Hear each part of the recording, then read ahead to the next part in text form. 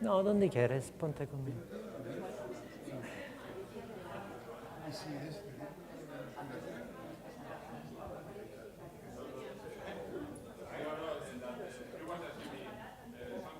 Hola, hola.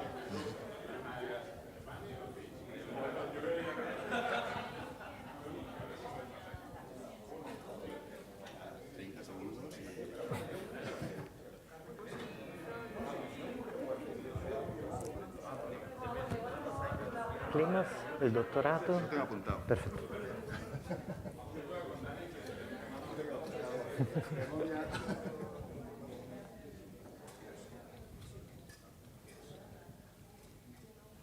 Good morning. It's my pleasure to introduce you to Giovanni Coco. This is the second time that Giovanni is here in our institute, so welcome again after, we don't remember how long, but 15, 20 years ago. So a brief biography about Giovanni. The PhD was in Plymouth in UK. He moved for 3 years to the Scripps Institute of Oceanography, and later 8 years to the National Institute of Water and Atmospheric Research. He then joined to the University of Cantabria on an excellent fellowship, and in 2015 returned New Zealand to the University of Auckland as a professor of the Faculty of Science. That is now the present position. Just a few comments about his specialties.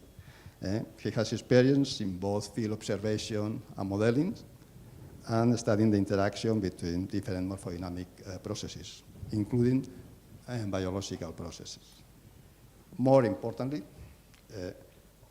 his work is highly innovative, introducing new concepts in coastal morphodynamics research and foresees issues relevant to coastal morphodynamics. So this talk will be an example of the last one. Por último, simplemente que hay que admitir que además es una excelente persona, accesible y que disfruta trabajando en equipo. Thank you, Giovanni. Muchísimas gracias y benvingut a tots. That's the only Catalan I know, but it's a good start. It's fantastic to be here. 20 years, maybe 15, 20 years have passed since last time I was standing here. Things have changed quite a bit, and the beard has gone white. And just to introduce myself a little bit more, I wanted to be a saxophone player. I wanted to play jazz. That's what I wanted to do with my life. Things didn't go exactly that way, so I became a coastal geomorphologist. I work a lot on coastal hazards, flooding, erosion. I also work on pattern formation, ripples, beach cusps. In fact, there is a picture here of beach cusps, and that's 20 or 15 years ago. That's what I talked about when I was here. And now, over the years, I started working a lot more about the interaction between physical processes, biological processes, and also humans, which are a big agent of change. My big passion over the last 20 years has been this thing called machine learning. And that's what I want to discuss today with you. I will give you examples, some mostly from the coastal region, but we'll also discuss something broader than that. And yes, I use numerical modeling primarily, but I also go in the lab a lot, and I use field observations. So let's get started straight away. What is machine learning? Giving a definition of machine learning is not immediate, but I found this definition and I absolutely love it. I love it for a number of reasons.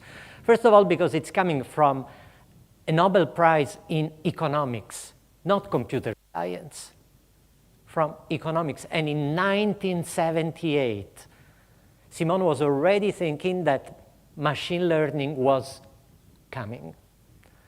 Also, I like a lot the fact that doesn't speak about learning. This definition says what machine learning is about: programs that improve performance. And in fact, in the first part of this presentation, we will see a lot of examples when we try to use these algorithms to improve performance. Obviously, right now, everyone is talking about machine learning. Why is that? It's because algorithms have really gotten a lot better. Now we have algorithms that self-customize. You have YouTube, I'm sure, you know, YouTube, you Spotify, and they learn about you. They learn about you and they offer you the possibility of, they learn about you and they give you things to do that they think the algorithm understands you will like. Also, data mining is a big thing with machine learning. There are a lot of funny examples. The typical one is the supermarkets in the US, some supermarkets in the US that have diapers and beer next to the other. Why were they doing that? Well, because they analyzed what people were buying and they realized that if you buy diapers, you also buy beer. There you go. But also, little by little, machine learning has gotten better and better. Now it's used to drive cars automatically, to recognize characters, writing. And also now there's ChatGPT, which is opening up new frontiers. I had to even change my exams because I'm scared that they can just use ChatGPT to write essays. It's really, really accurate in a lot of cases if a lot of data is available. But the codes are not necessarily simple. Today you will see some codes that are actually quite easy to follow, to understand how they work, and then we will explore deep learning where things go quite crazy and it's almost impossible to understand what they're doing. Understanding, that's the big word. We're all scientists, I think, here in this room. So we love understanding. Sometimes it's not necessary to understand. We only need to predict. And that's what machine learning is good at. So we have more and more data. That's why machine learning is exploding. Every month there is a new algorithm, usually with some crazy neural networks. It seems like you need to have a strange name. But algorithms are getting better and better, and results are getting better and better. Industries fueling it, supporting it. And in fact, some of the big companies in our area have been using machine learning now for a number of years. And we have better computers. Some of the codes that we have developed, they take a few days to run. A few years ago, it was just impossible to use them. So yeah, I'm telling you more and more about machine learning, and I see that there's a lot of panic around. Does machine learning going to change our society? Our society will become like one of those 70s science fiction books. Well, not really, because I mean, in reality, it's still quite bad at predicting some simple things. Doesn't recognize dogs from croissants, doesn't recognize chihuahuas from muffins. So let's not get scared. It's powerful, it's really good, but it's not. It's far from being perfect. So let's learn a bit of machine learning and how it works. There are 3 key steps when you build a machine learning algorithm. The first one is probably the most obvious one. And I know that here we're very good at this. Getting a data set. We need to collect data. There's a picture of some measurements that we were taking in England of ripples, and one of the first examples we will see is in fact about ripples. But the important thing is to get a good data set. The more data we have, the better the algorithm will work. There is no doubt about that. That's really the key thing about machine learning.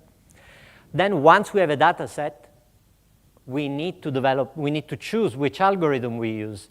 Nowadays, it's rare that we develop new algorithms. We let that job to computer scientists. They're very good. They develop very fast algorithms, but we have to choose which one. And we will go through this process. Finally, we have to train and test the algorithm. Okay, so we have the data set, we have chosen the algorithm, we have to train. Train is fundamental, the fundamental part, because the algorithm has to learn from the data, and then testing. Now, when my students start working on machine learning, they think that it's all about the third point, train and test the algorithm. The reality is that we spend 90% of the time developing a good data set. That's the fundamental part. If you have rubbish data, I will say this several times, if your data set is rubbish, your machine learning algorithm will be rubbish, will produce rubbish results. So most of the time, I would say almost 90% of the time, I always spend it making sure that the data set is a good one. Then, yes, choose the algorithm, and then train and test and apply the algorithm. So let's start. We have to get the data set. Once we have the data, what do? I always tell my students, sit, get a cup of coffee. I'm in New Zealand, so a lot of them want a cup of tea, but that's okay. But just sit in front of the screen and stare at the data. Look at the data. Visualize the data. Does it make sense? Is there any variable that has some strange behavior? Are there any patterns that we immediately see when we try to plot the variables against the others? And in fact, the first thing that you might end up saying is, hey, I actually don't need machine learning. A lot of times people are almost disappointed because a linear model might work just fine. And in that case, you don't need machine learning. I'm sorry, you will not have machine learning in the title of the paper, and it's less fancy, but if you don't need it, you don't need it. And a lot of time, really, you don't need it. Sometimes it can be a slightly more non-linear relationship, but again, there are cases when you might need machine learning to try to predict. There are cases when you actually don't need it. So spend time trying to understand the data set. Choose the algorithm. This is the question that I get the most. Every week there's someone that emails me and asks me, I have a data set that I want to do this, I want to predict that. Which algorithm should I use? I have the response ready. I don't know. I don't know because it depends on a lot of things. First of all, how big is the data set? And if you don't have a lot of data, there is not much that you can do. If you don't have a lot of data, you just have to go out and get more data. Machine learning is about computer science, but it's about getting and having good data sets. Then, what type of algorithm, what do you want to do with the algorithm? Do you want something that you can actually understand, something that leads to some understanding, or you just want great predictions? Some nuclear plants have warning systems that are based on machine learning. In that case, they don't care about understanding. They just want to be sure that the warning system works fine. In our field, we want to understand what's going on. We want to understand about processes. So a lot of times we decide to use algorithms that are a little bit less powerful, but that can lead to understanding. And in fact, there are some algorithms that are called completely black boxes. Others are white boxes. We will see examples of both today. And some are gray, obviously, like my beard. But the key question remains, do I really need machine learning? A lot of times we don't. Also, some algorithms, it takes us, the slowest one we have, it takes us a week to run on a supercomputer in New Zealand. Sometimes that's not practical. Certainly for a warning system in a nuclear plant, that's not practical. So you need to balance all these things. Practically, a lot of times, we just try. We just try different algorithms, 4 or 5 different machine learning algorithms, and we see which one works better for our purposes. Train and test the algorithm. Let's keep in mind that data is limited. We never have the data set we dream of. There's always some constraints, some variables that we couldn't measure the way we liked it, and so it's noisy for a while, and so we cannot use the data. But we do need data because we have to train and test the model. Now let's keep in mind that this is a mistake that was done a lot. Now it's getting a lot better. If you have a data set, you need to split your data set in 2 parts. One part is for training and another part for testing. The part for testing should always be completely separate. During the training during the training of the algorithm, you should never use the testing. Never touch it until the very end. When you feel the algorithm is ready, then you test the algorithm. Now, data is limited, so how do we divide the data set? How much do we use for training and how much do we use for testing? Now, in a lot of the literature, I noticed that people tend to use 70% of the data for training and 30% for testing. There's absolutely no theory behind this. It's just because it seems to be working okay in a lot of cases. I've worked on a lot of data sets, and I can tell you that sometimes we actually used 30% of the data for training. Only 30% was enough to get good results. I mean, the message in that case is stop collecting measurements. We have enough. But in general, that's again something you need to play with. As you can see, there's no real cooking book. You don't know how much you need to put. You have to try a lot of those things. And the more you try, the more experience you get. And you need to get experience because there's this little word written here, overfitting. That's the nightmare of machine learning.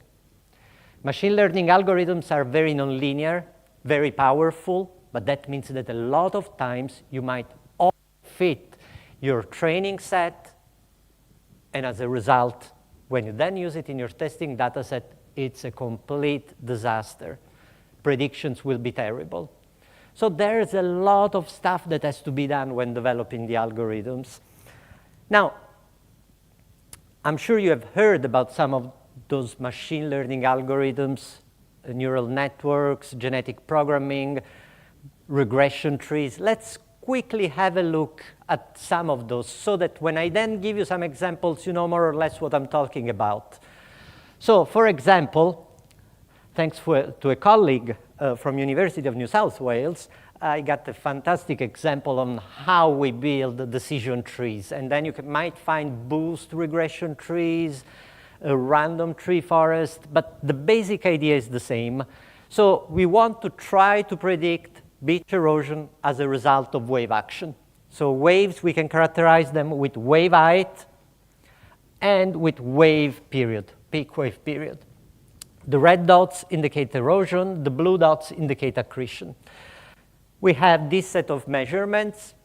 We can see that generally, the larger the wave height and the larger the period, the more erosion we experience. But clearly, there is an area where the two overlap. So how do decision trees work? Let's get ready. Some of these algorithms will probably disappoint you. They're not very smart. It's just that the same operation is done over and over and over and over. So let's start. The algorithm simply tries to split the data set in two and says, can I easily see if separate erosion from accretion? And just randomly says, well, let's put a wave height of 2.5 meters. And then let's look if we can predict erosion accretion. Well, not really in this case, because yes, above 2.5 meters, we get erosion. But below, we get accretion, we get erosion, so that's not a really great separation of the data. So let's try again. This time, just randomly try with a period of 30-point-something seconds. Above that value, great, we have erosion, but below, again, we have a mix. And the algorithm keeps trying and trying and trying to separate until it finds the optimal division, the one that minimizes the error. And for 1.7 meters, it finds that that's the best separation it can get to. The vast majority of the data above indicate erosion. The smaller one below that, it's primarily accretion. So we have built our first branches of the tree. Of course, that's not perfect. So we need the tree to have more branches. Let's make another branch. It scans in this area with the wave period and finds out that, well, then if we are below 1.7 meters in terms of wave height and below 12 seconds, then we only have accretion. Above, we only have erosion. Oh, it's beginning to work. Now it does the same with the other side. Looks for the correct period, a period that provides the correct separation, and so little by little, it builds this tree. Now, this is very, very simple to get very few data, but imagine if here it was populated by hundreds, thousands of points, and they were all mixed up. This tree would be huge. But the concept is the same. It's nothing super fancy. It's just splitting the data all the time until it finds a way to isolate all the individual cases. So that's one algorithm, and for a lot of situations, it actually works pretty okay. A lot of classification cases, decision trees, they work quite fine. Now there are techniques to make this algorithm very fast. If the algorithm gets too big, you can actually technically call it, you can prune the tree and make it simpler. But overall, this is what is the basic idea behind decision trees of all sorts. Now let's look at another very typical technique. It's a technique that I use a lot because it allows me to get some understanding of what's going on in the data set. And this is inspired by Darwin and by the idea that we can make genetic operations. Again, this is not a smart algorithm in my view. Not very smart, because what it does is it has a problem, it has a data set, we select a number of input variables, we have something that we want to predict, and what it does, it puts together the variables in the form of an equation, randomly, absolutely randomly. It makes an equation. In fact, it will make millions of equations. Then it checks if this equation that is completely random, it's a random combination of variables with random operators. It tries to make this equation to see if it fits the data or not. Obviously, it will not, because it cannot. It's a random equation. And then it begins to modify the equation until it gets better and better, until it fits the data. For example, let's assume that we are trying to predict storm surge, and very simply, our algorithm decides, OK, let's try 4 times the wave height, h. Or it makes another one, and it says it's 2 plus the wind speed. It looks at how these two equations, these are predictive equations, it looks at how they fit the data, and one will perform better than the other. That one survives. The other one will undergo genetic operations, like mutations or crossover. So for example, let's assume that this little formula performs better. This one persists. This one was not working that great, so it goes through a crossover. We remove one part and take part of that solution and put it here. We generate another equation, see how it works. The one that fits the data best survives, and the other one will go another modification, for example. Here's another example of a mutation where this formula performs less well, and it mutates, and the new variable is added. So this algorithm, what it does is it keeps modifying equation, generates new one, and it keeps going. It does millions and millions of times. So it's not a matter of, there's nothing smart about the algorithm. It's just it repeats operations over and over, and then generates new equations, and again keeps modifying them. The best solution persists. The one that is not so good gets modified, and it keeps going over and over and over. These algorithms, sometimes I run them for even weeks because they just get better and better over time. But as you can see, there is not a lot of theory behind. In fact, a good genetic programming algorithm is just an algorithm that is fast, that does all these operations fast. And little by little, it fits the data better and better. And here we go with artificial neural networks. This is actually how I started with machine learning about 15, 20 years ago, something like this. I started writing my first neural network, and it was so slow you cannot even imagine. But now it has become a very popular algorithm. It's also the unit of a lot of deep learning algorithm. That's the most recent development in machine learning.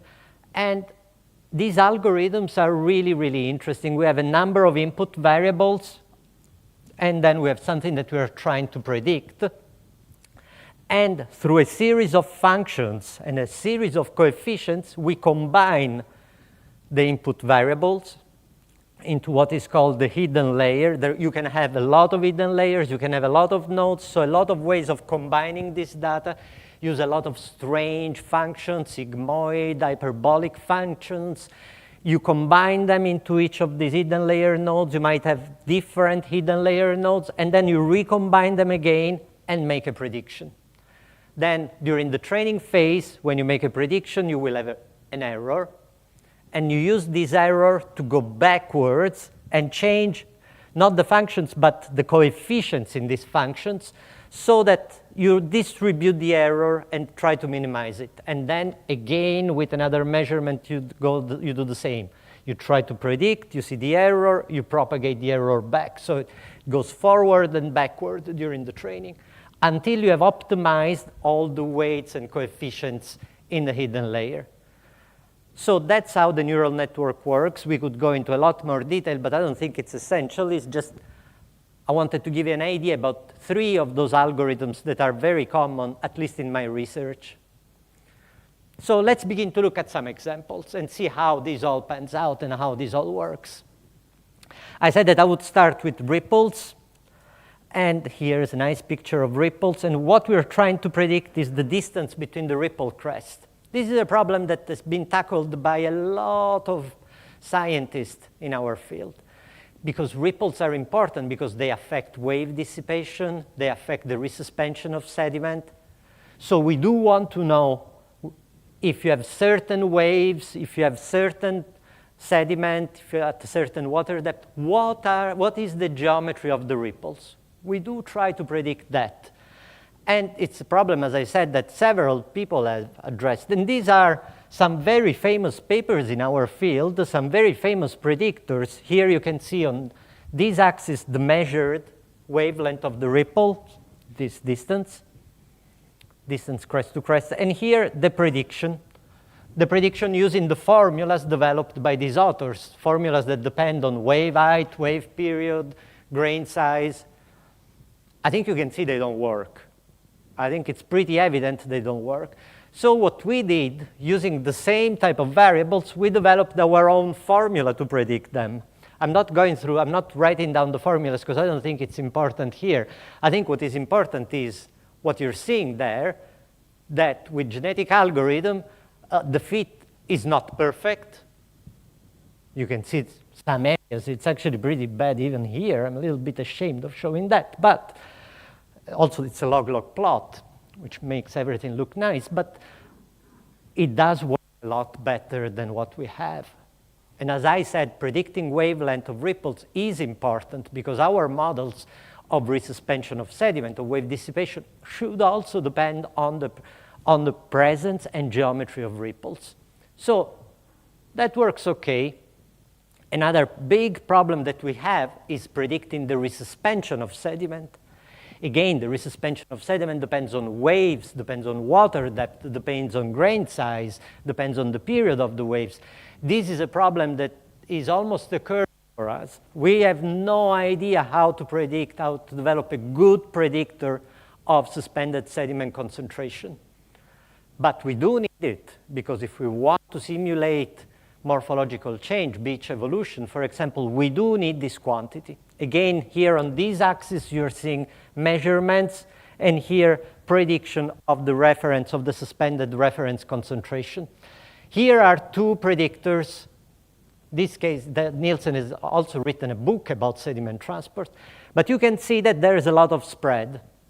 So in this case, we tried with a couple of models. And again, you see that it's not perfect. It's not magic. It's not going, machine learning will not solve all problems. And if the data set that you have is not perfect, you can only expect some approximately good results. But boost regression trees or artificial neural networks, they do perform better than the theoretical predictors that we have. So it is helping us to improve predictions. It doesn't fix the problem completely, but it does improve our ability. Now, another thing is machine learning goes through a lot of scrutiny at the moment. Some people really dislike it. Some people immediately say, oh, there's that stuff that that I hate about machine learning. And a typical one is we never understand what machine learning is doing. It's a complete black box. In many ways, it is true. It's difficult to open up the machine learning algorithm, but it is also true that you can do some things. For example, for this case, we did study the relative influence, percentage here, of the different variables that we have. And we could see that, at least for the data set we used, wave amplitude, water depth were more important than the mean period and the D50 and the grain size. So some understanding, if you work a lot, you can extract it. So during the process of learning, and I mean, this is a long process. This is probably my first article on machine learning. It was 2011. My beard was not gray at the time. But still, there's always a lot of criticism. And another typical one is machine learning cannot generalize. It's impossible to develop a machine learning algorithm on a data set, apply it to a different situation, and have good results. That's a classic criticism. OK, let's have a look here. Now we are trying to predict swash. Swash is the motion of the water going up and down the beach. Very important for coastal flooding. We do want to know what that quantity is. We want to predict it as a function, again, of the wave period, of the wave height. And we have a formula, Stockton, developed by Hilary Stockton from USGS. This is probably one of the most quoted papers in nearshore studies. Hundreds and hundreds of citations, probably, it must be in the thousands. Stockton did an amazing piece of work because what she did was she collected a lot of data sets. Every symbol and every color corresponds to a different data set, and she made sure that all these data sets were consistent. When I spoke with her, she told me I spent so much time making sure that every measurement had the same meaning, and so that every point on that plot was the same. OK, and this is the predictor. Measurements on this axis, predictions on this axis. This is what she came up with. You can see that there are some pretty big mistakes at times. What we did is we used genetic programming. You've seen it before, the one with mutations, crossovers. And what happens is that we can develop different type of predictors. Some are simple, some are more complicated. But if we look at the error, these algorithms actually they're not perfect again, but they are a little bit better. OK, the criticism is cannot generalize.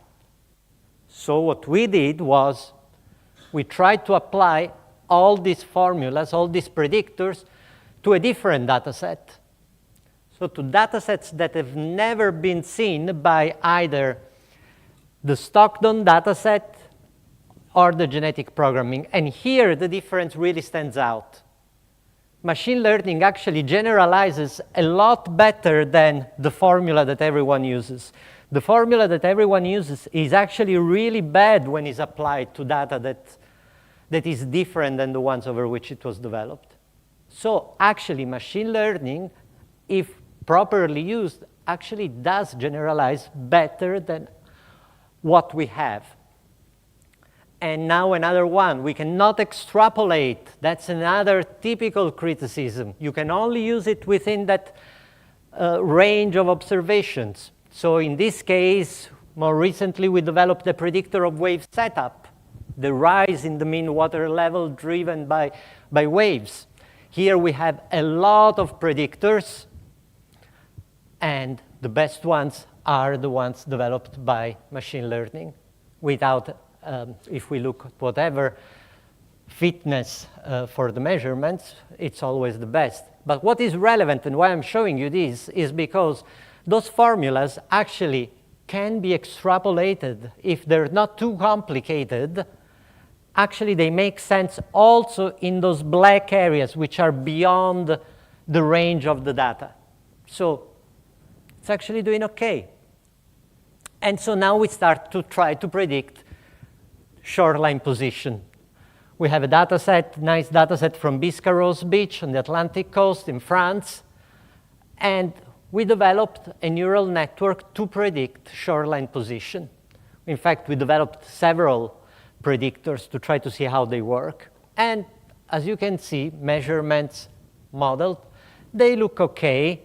If we plot them as a time series, though, so time and prediction, black is the data, green is the model prediction from artificial neural network. We see it works well, but if we plot them in a smarter way, we actually see that we're always missing out on the extremes of erosion and of accretion. So getting the extremes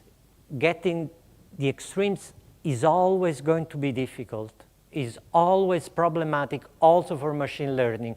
That's because we have less data. So far I've been telling you a lot about morphodynamics. Let's have a look at other problems you might be interested in. So for example, water quality. I was approached by the Auckland Council in New Zealand, and they're always worried about water quality of the beach. And in fact, they asked me to have a look at 5 beaches. They gave me some data, and they said, can you predict when we have to shut the beach because the water is just, people should just not get into the water. They gave us also a number of variables, and they told me, which algorithm will you use? And I said, I have no idea. I have no idea about what is the best.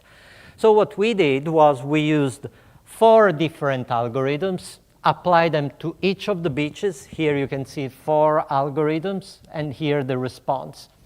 What is interesting is that sometimes an algorithm works pretty well on a beach. Sometimes it works actually not that well. It's not the best. So we do not know. It's always depending on the data. And another very interesting job that I got it's very interesting because I ended up eating a lot of oysters as a result of this job. There's a lot of aquaculture in New Zealand, and their problem is they do not want contaminated oysters to end up in the restaurant. That's their nightmare, because it gives a bad name to the restaurant. So they want to be sure that when oysters are contaminated, you do not harvest them. At the same time, they don't want to shut the oyster farm just because they are scared, because then they lose money. So the question that they asked was, can you develop a predictor that tells us when the oysters are contaminated or not? I understand very little about oysters. I know how to eat them, but that's about it. We started looking with a colleague, Malcolm Green, at all the possible variables that were important in generating contaminations. We realized that it's actually a very complicated problem. It depends on the river, it depends on the sun, it depends on the rain, it depends on the location. It's quite complicated also if there is a storm, or if there's little storms. We had a lot of measurements, though.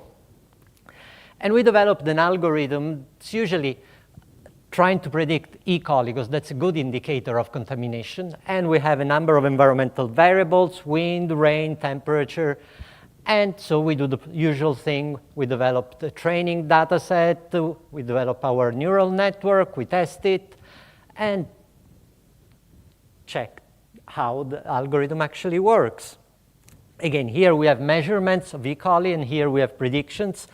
And so in this quadrant here, you have all the cases when we measured little content of E. coli, and we also predicted little. So oyster farm can operate. Oysters can go to the restaurant, everything is fine, everyone is happy. Then we also were pretty good at predicting the cases when, this quadrant here, when we were exceeding the thresholds. These black lines indicate the threshold for contamination. And so we predicted that the oyster was contaminated, and the measurements told us that, yes, they were contaminated. So far, so good. Not perfect. Sometimes we predicted that There was no contamination. Actually, not a lot, but there was some contamination. And sometimes we also told them to shut the oyster farm, when instead it was actually okay. Now, the interesting thing is that we were trying to understand what was going on, why sometimes we are exceeding the threshold and we are not actually, though, being able to predict it. And it came up that, for example, those cases are cases when a lot of birds were coming into the oyster farm and they were doing their things. And so oysters were contaminated. Of course, for us, with the variable that we're using here, wind, rain, and temperature, it was impossible to predict that. So machine learning is pretty good, but it cannot do miracles. It's not magic. We don't have enough data set of bird presence to be able to untangle some of those cases.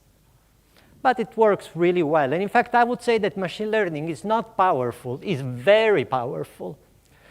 And so far, we've seen a number of cases with a lot of sort of regression type of problems where we try to fit predictors to scatter data. And in fact, I would say that if you have a problem and if you have good data and you want to develop a predictor, I think machine learning can help. It's very powerful at solving those type of regression problems. But let's not be fooled. If you have rubbish data, you will have rubbish predictions. There is no doubt about that. It's not magic. Okay, is that it? Is it just regressions, problems? It's not. There's more, in fact.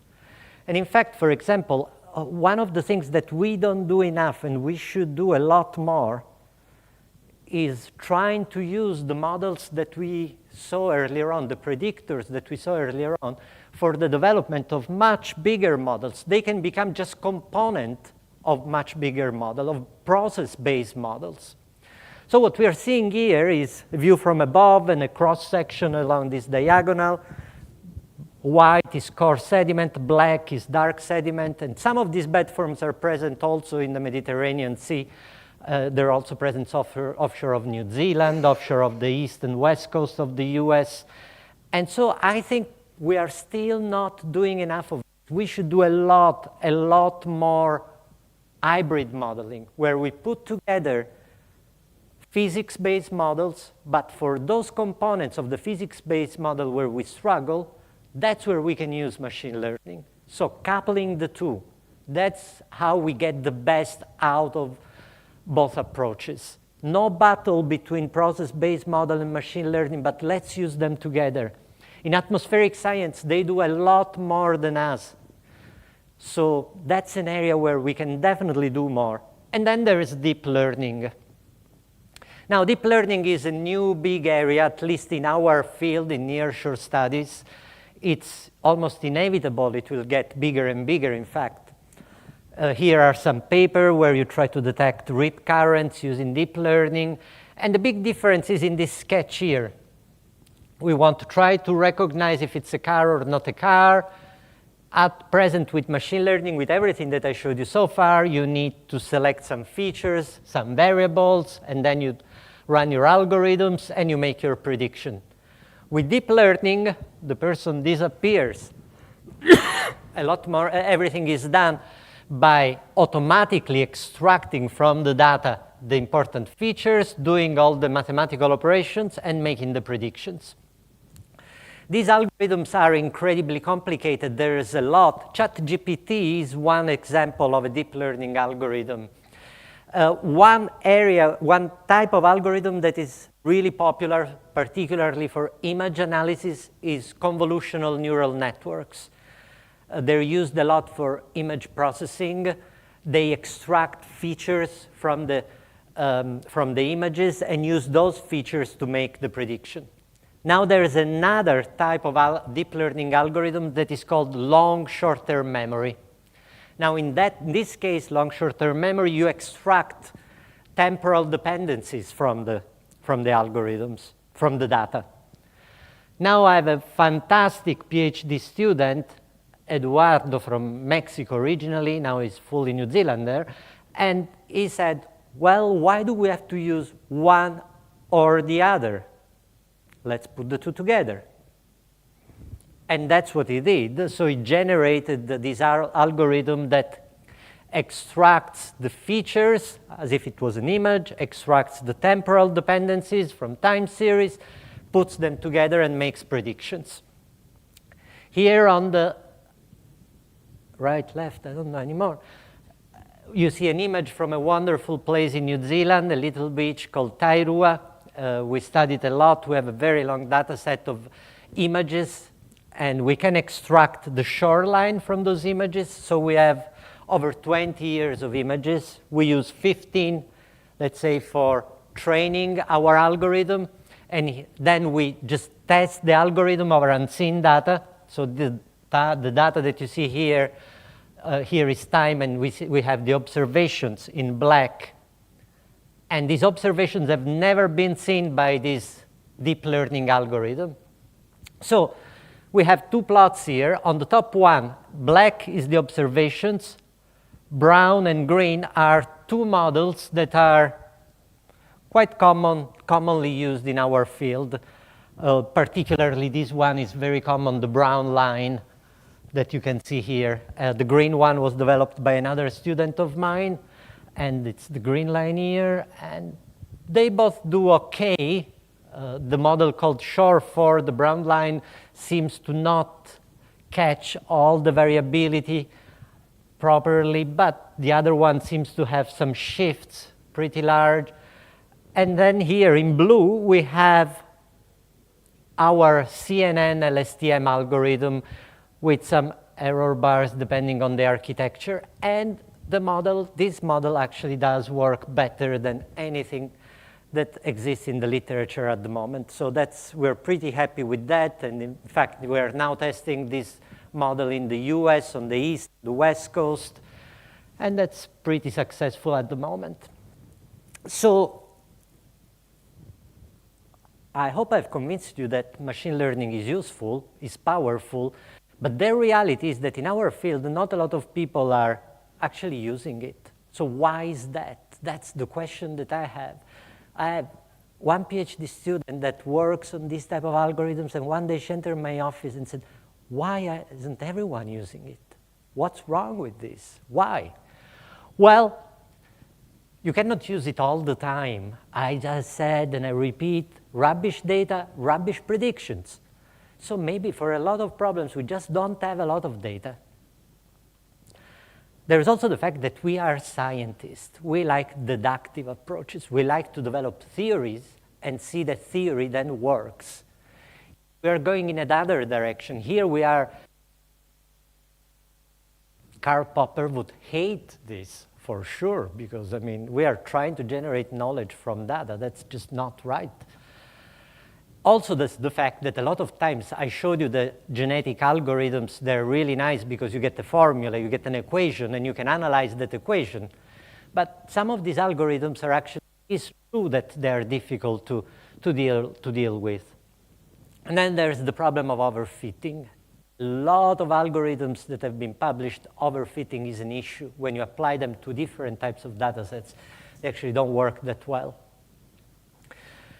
Still, I would say that that's not enough to abandon this approach. I actually think it should be an incentive to do more, because these are problems, overfitting, we can solve. We can put more effort into opening up the so-called black box. And I know that several groups worldwide are beginning to put an effort into this, resources into this. But there's some truth also about all of this. What I call the unbearable lightness of machine learning, and I hope Milan Kundera forgives me for this. And one thing is that, yes, maybe they're a little bit superficial, these algorithms. There's no theory behind it. You've seen the genetic algorithm, how stupid it is. It just generates random formulas and combines those formulas until they work. So some people, including our group in New Zealand, is trying to develop what we call PINs, physics-informed neural networks, where again you try to mix physics and the power of machine learning. It's just a start, but I think there's some future there. And then there's the problem, and several people have said, how can you just apply blindly a model that you don't understand? And that is actually true. I think you always need, you will always need the scientist to look at what is happening with those algorithms. You cannot just blindly apply them. Finally, and it's not really this about the stuff that we've seen, but when we begin to see ChatGPT, when we begin to see that all those social media softwares, Facebook, YouTube, Spotify, they almost decide what we look at, there are ethical issues that haven't been addressed yet. So let's have a look a little bit completely beyond coastal, how things work. So the advent of ChatGPT has been quite a shock for everyone, I think. Now what you're listening in the background is the music of a pianist that I love, Keith Jarrett. A few years ago he had a stroke and he cannot play anymore. So before ChatGPT I decided that I wanted to try to generate some of his music. What you're listening to now, the blue part, it's Keith Jarrett playing. Once it gets into the red area, at that point what you will hear is the machine learning actually. And this is because now we are entering a completely different time. For example, as I told you earlier on, now I have to be very careful the way I design my exams because ChatGPT can answer my exam questions. And in fact, I ran some of my exams and the result was that actually ChatGPT would get a B plus. So that's quite annoying and I had to change completely the way I read the exams. It's also interesting that, for example, science does not accept ChatGPT as a co-author. I don't know why they had to say that. Okay, so now the music is the one that is generated by machine learning. And I asked some pianists in New Zealand, some jazz pianists, can you tell the difference? They were like, actually, it's not that easy. The only thing that they were saying is sometimes this algorithm doesn't know how far hands can go. And so it was saying, no, you cannot play that. You need a third person to play that music.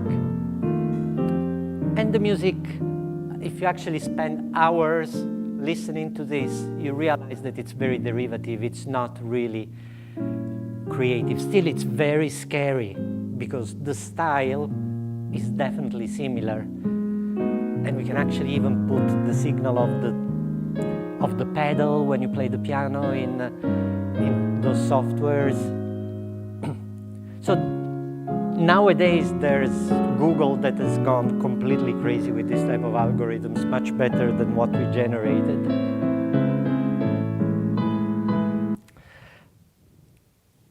So it remains a challenge, but there are incredible opportunities here. Because, for example, one thing that I'm not good at, is putting together data from different sources. We're now more and more asked to be interdisciplinary, transdisciplinary, whatever that means interdisciplinary I wrote here. But machine learning can actually help us doing that. But the moment we begin to add social data, well, then I do wonder about the ethics of all this business, and I realize that this has nothing to do with near-shore predictions of ripples, of suspended reference concentration.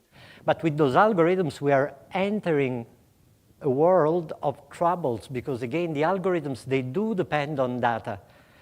And the data sets that we provide to machine learning, they tend to be biased. They tend to be related to a specific type of populations, for example. And who's in charge of using these data sets, of these predictors? Is Google going to rule what we decide? I personally hate Spotify. I don't want that an algorithm decides what I listen. I am happy to buy music and then discover that I don't like it. I prefer it than someone just guiding what I do. But it seems like we could probably discuss this issue over and over about the ethics of where we are going with those new deep learning generative algorithms. Finally, there is this line down at the bottom. There is a lot of panic about, artificial intelligence will steal jobs. I don't think so. I think it will not replace humans. I still enjoy thinking that the algorithms that I develop, they do not function, and they actually need me.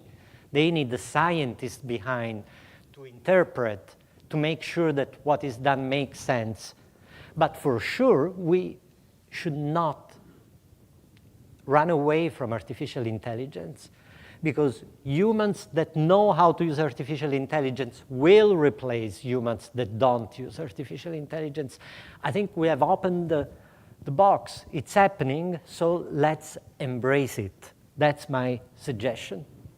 I see it as an opportunity. ChatGPT is 1.5 years old, and in fact is old already. It's been overtaken by the new versions, by new softwares. And why is that? More and more data becomes available. Somewhere I was reading that over 90% of the data available has been generated in the last 5 years. And more will come. And to those that think that machine learning is not science, I say prediction is science too.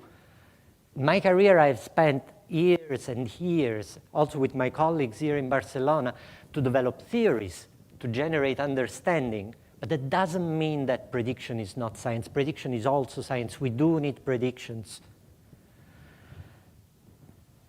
And I just feel overwhelmed. I do work on machine learning, but I think the possibilities that deep learning is giving us are essentially unknown. Every day, almost, I get surprised by some of the results that machine learning provides. And here is an absolutely fantastic joke from ChatGPT. Tell me a lie. The sky is made of green cheese. Well, that's a bad lie, since it's obviously not true. Tell me a subtle lie.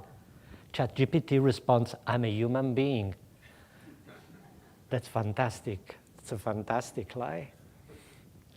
Okay, some final consideration. I told you that machine learning is not powerful, is also not very powerful, is very, very powerful. And this is only the beginning. This is only the beginning. It's helping us now, but much more can be done. And one hurdle that I see is that a lot of times data is not made available. And I have to say, in this sense, modelers are a lot cooler than people generating data, because modelers have now, the modeling community is now always providing the data. No stories. We publish a paper, the model is made available on GitHub. Is it the same with data? A lot of times I hear people saying, my data, I cannot share it. I think it's time that we abandon that. And I think it's time we do a lot more machine learning. Some final acknowledgements. Evan Goldstein is a dear friend and colleague. I work with him a lot on all these problems. At the University of Auckland, we are lucky to have some amazing computer scientists that have been helping us a lot. And then my two current PhD students working on machine learning, Charlene and Eduardo, they are fantastic, and it's pity they're not here today. And now before I finish, some advertising. This is the website of our group, and we have some initiatives that you might be interested into. One of them is called Coast to Cast. Coast to Cast is a podcast where I, together with Anna Villa She's at University of Sydney. We interview scientists. We ask questions that deal with science, questions that have nothing to do with science. And I think it's very funny, it's interesting, and a lot of people seem to be listening it, which is a little bit scary. And Como Mola, which I think you will probably understand, is a seminar series online on coastal morphodynamics and machine learning. And this is also having a terrific success with a lot of people attending seminars and even more downloading these seminars, and they're all on machine learning. It's great fun, and together with our research group in New Zealand, we have those seminars, and we're quite proud of what we're doing. Okay, thanks a lot for your attention, and please go ahead with the questions.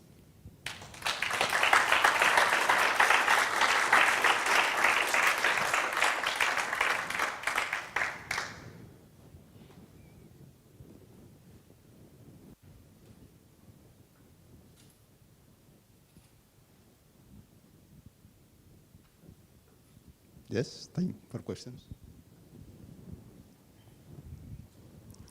Thanks, Giovanni. Just wondering, so how do we use machine learning to identify what data sets are dumb? So missing key variables. So thinking about a lot of these examples where you've got waves and water levels forcing beach change or run up or something, a key variable missing is the surf zone morphology and things like that. So no matter how good our algorithms are going to be, they're going to reach a frontier where they're not going to, predict much better than that. How do we know that without having a Andy Short or a Bob Goose or someone who's knows about the processes? Or someone like Mitch Harley who's suggesting that. I mean, that's exactly what I'm saying. Machine learning needs scientists. You immediately identified, by just looking at these slides, that some of those predictors are missing something. I know that too. So you do need the scientists. The scientists will understand what's missing. And that's why machine learning alone, to me, doesn't make a lot of sense. It needs the scientist that guides it through and that understands why the predictions are not good. You can say that. I can also say, well, the beach slope is bad. It has got a lot of noise, the measurements of beach slope, and you will probably agree. And so I think that's when machine learning is really valuable. It's providing a better predictor than what exists, but it's also helping us understanding what's missing.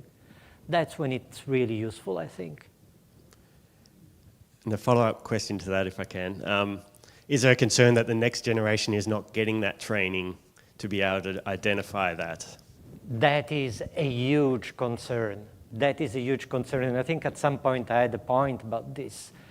The fact that we might become superficial with respect to science and with respect to predictions. You do need a trained scientist on processes, because otherwise you might make really silly mistakes. You might overlook really important problems in your data set. It is a danger. It is a danger, but that's why, for example, I ask my machine learning students to also work on processes. And that's the only way we can address this. But that's the real concern. Please.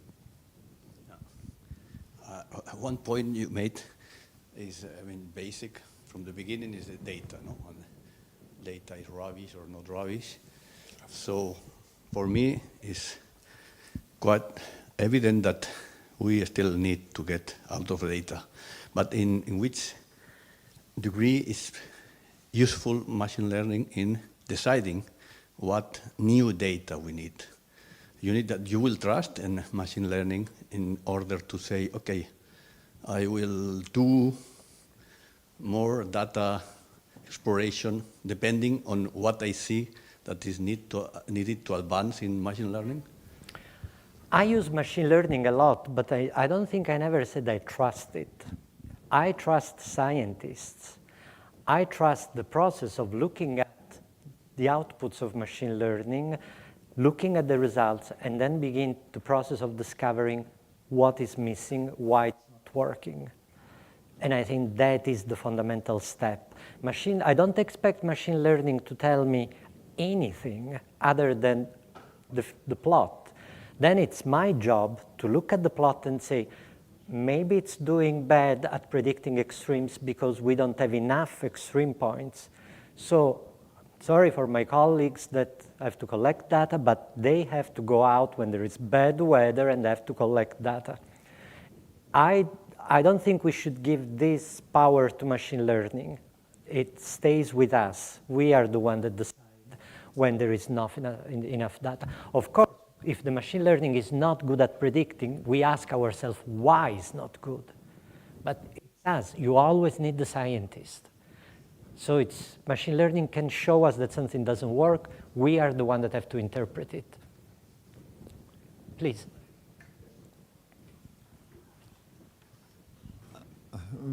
Good morning. Thank you for your presentation. I work with data simulation, and I do predictions, and I spend all my life programming. So the first thing is a reflection, just a short reflection, then a silly question. So the reflection is the first predictions in atmospheric science were doing in a subjective matter, where you had some very trained personnel that were trained for years to be able to do a prediction based on observations and by doing the maps at hand and the prediction at hand. And then they were, then we had objective analysis. Objective analysis made possible that people without training were able to do the predictions because they did the objective analysis. Then we had some computers, and the computers arrived, and you had to program it with zeros and ones, put here a zero, put here a one. And then in the 56 comes Fortran, and Fortran makes that anyone can make a program. So these advances make that democratize. No? Anyone can do a prediction, anyone can do a program, and now with all these tools, it becomes the same. Anyone can use this tool to get a prediction of something that without the training. So you said you have to study to be sure that what comes. But these tools make science and the ability of prediction more democratic. Anyone can do it. If they understand or not, that's another thing. That was the silly remark, and now the silly question. The same way that deep learning is able to detect text made by deep learning, can you imagine a deep learning that identifies when a prediction is made by deep learning? Well, I mean, there are people trying to do that. A lot of people smarter than me at MIT, they have immediately jumped on the problem. They want to know if an essay has been written by ChatGPT or by a human. The results at the moment are not really good because we are not very good at predicting if an essay has been written by ChatGPT or not. At best, they can give a probability score. So it's actually quite difficult. And I can tell you why it's quite difficult. When I started using ChatGPT to write emails to my head of department and things like this, I wanted to be polite, but I wanted the head of department to understand that, is this getting recorded? That I was upset. I was not happy of the way it was writing, because it didn't read like me. So what I did was I gave some text to ChatGPT, and I said, learn this text that I wrote. And I gave several emails or papers, written paragraphs, and I said, okay, now this style of writing, we call it the Coco style. And so now I ask ChatGPT to write in Coco style. And it's quite different than what comes from ChatGPT straight away. And I think it makes the detection extremely difficult. And that's like not only with text. Some of the images that we see nowadays, they're deep learning generated, and I have no idea we have no idea if they are or they're not. So that's when things get complicated and difficult to know where we're going, the ethics of all of this, because it's becoming almost impossible to detect what is AI generated and what is human generated. It's a fascinating problem, but at the moment I don't think we're very good at dealing with that, at discovering which is which. Yeah, I have a super nice talk. We are from another field, and I think it was very interesting. No? Very nice. My question is about these extreme events that machine learning cannot predict, because predictions are made mostly on the general things. What are people doing? Because I guess in your field, the extreme events are the important ones to be predicted. So do people have like a model for fit with many data and another model? I imagine like machine learning is like children learning. They learn just from trial error. You can use a child that has many events and they are nice, or you can use a machine learning that is learning only from more frequency of, do you know? What I mean is you have very few points of these extreme events. Can you reduce the number of points of the general events and have a model that is more... This is a super important point. And I should have spent a little bit more time, for example, with the water quality data set. The water quality data set, we have thousands of data. But the water quality is always good. And then we have 5 points in 5 years where it exceeds the threshold. So how do we deal with the fact that we are actually only interested in predicting those 5 points? Training becomes almost impossible. There are some techniques that focus on the training. There are some people that say you have to forget all those data below the threshold, that only focus on the extremes and go out and generate a data set of only extremes. And there's a third way of thinking, and that's what we tried with the water quality, and is generate synthetic extremes. It's a dangerous thing because when you generate extremes, it's a little bit of a recursive problem. You generate extremes from the extremes you have already. So it's dangerous because you might generate something that it's obvious, it's an obvious extreme.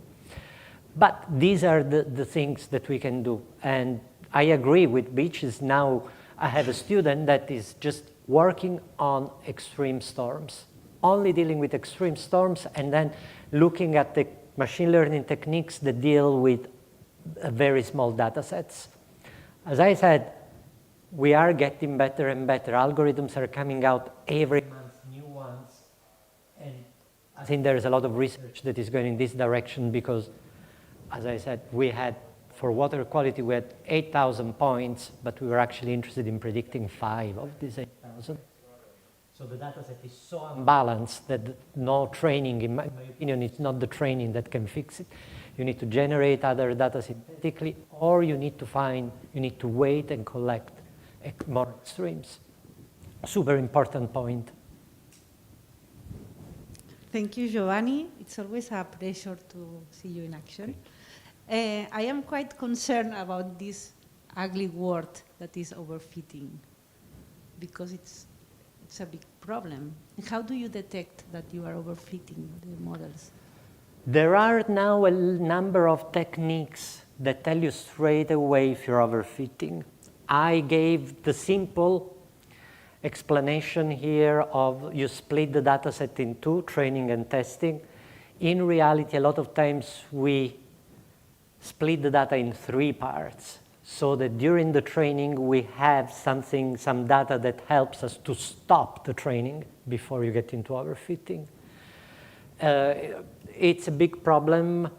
You do tend to see overfitting because if things are going too well with the training and bad with the validation, you just start again, you know that you're overfitting. But there are some early stopping techniques, for example, that help you with overfitting. So yeah, it's something that you always have to keep in mind. Yeah. We have another question.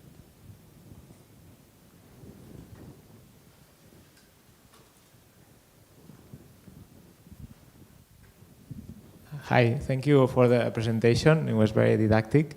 I come from the field of audiovisual engineering, and there's like, if you go to a conference now, it's all about deep neural networks.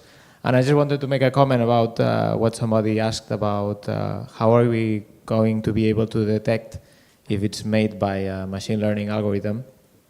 And one slide more that I was missing in the presentation about artificial neural networks is the architecture of the generative adversarial networks called GANs, which I don't know, probably you know, but they are two neural networks, one that generates content and the other that tries to detect if that content is generated by a neural network.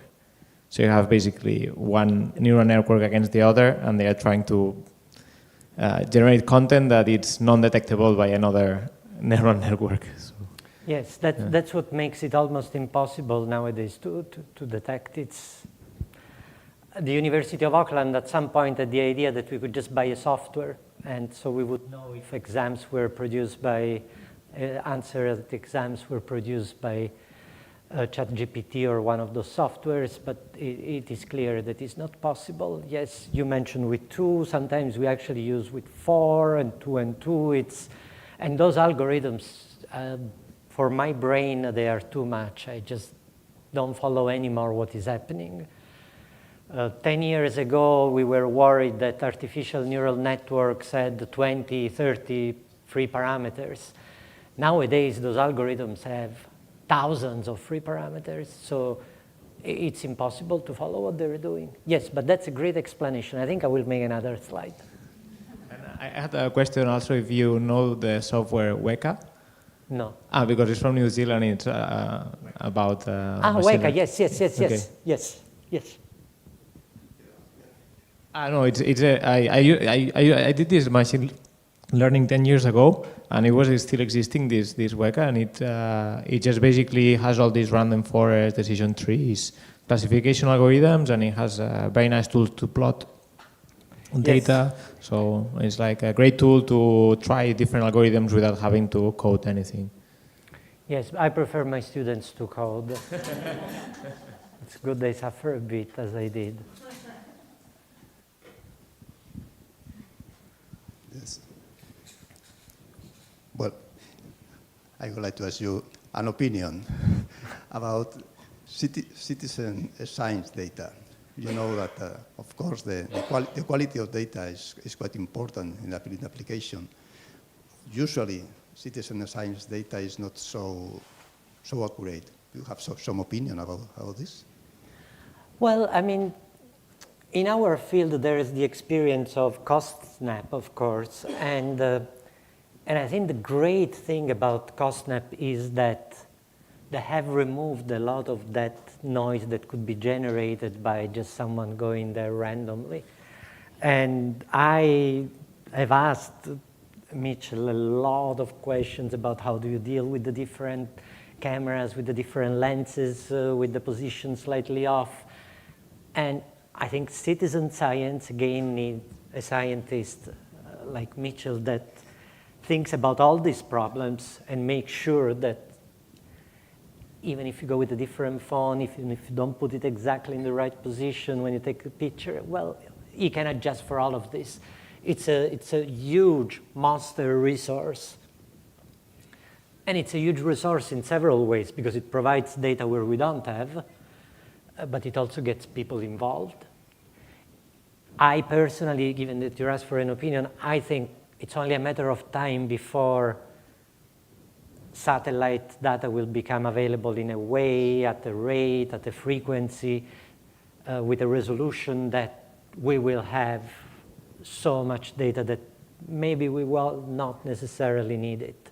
I mean, if we just think of the way they use satellite for wars, they have a resolution that we dream of, a resolution in space and in time. The moment that becomes available and we can study beaches like that, well, that will be an explosion of data available, we will get better at predicting, hopefully we will get better at understanding. But right now, the one example that I have in mind in our field for citizen science is fantastic. Okay, thank you very much. Thank you all.